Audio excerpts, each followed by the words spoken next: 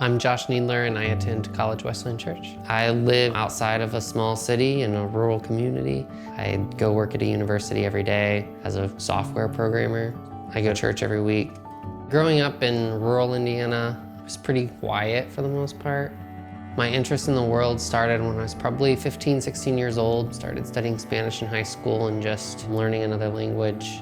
My experience opened my eyes to what life was like outside of small town, small city Indiana. I felt like God was telling me to be involved cross-culturally. I wanted to be a missionary doctor. My roommate at college suggested that I go with them and his church to Peru. When I went to Peru the first time, everything seemingly changed because I immediately fell in love with the language, the culture, the people. I say that English is my native language, but Spanish is my heart language. It definitely felt like an adventure.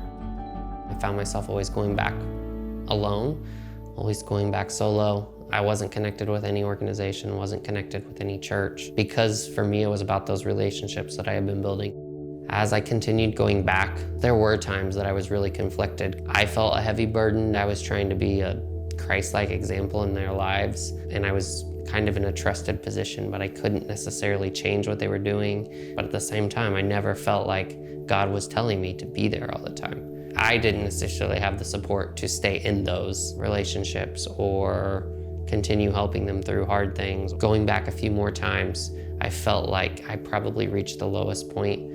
I was just done. I was neglecting my local church. Didn't necessarily know very many people in College Wesleyan, even though I had been attending for several years. Everything was always about the means to the next trip. In August of 2015, I made my first trip, joining a team from College Wesleyan to go down and visit with their partner in Mexico City, Senda De Vida.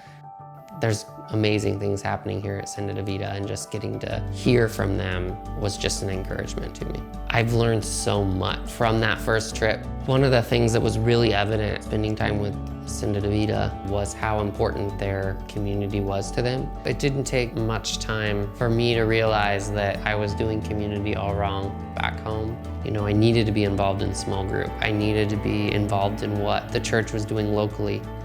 The thought of starting an immigrant connection in Marion alongside College Wesleyan was a way for me to be involved in what God was doing here, using all the passion, heart that He had given me that I felt like I could only use elsewhere. And now I was able to really use it here in the community where I grew up. At Immigrant Connection, I'm one of the DOJ accredited representatives, so I'm able to walk alongside them in their paperwork and their processes of whatever pathway is available to them. Pero cuando está aprobado, Being connected with Immigrant Connection started opening doors with people in the community that have been here all along. And now, I know names, I know faces, I know families. A lot of them are friends, spending time with them in my house, their houses. Just really that has become a sense of my local community. For me, it's a way to use really the heart that I have for the Spanish language and that culture, and use it in connection with people that are here in Marion and Grant County. Over the past 2 or 3 years of being involved in Immigrant Connection and the Senda De Vida partnership, I've seen God take a community that I was just living and working in, and it's really become a part of who I am. I've learned that my purpose can literally be every day. Wherever I'm at, I'm able to live out that purpose that I feel like God's given me.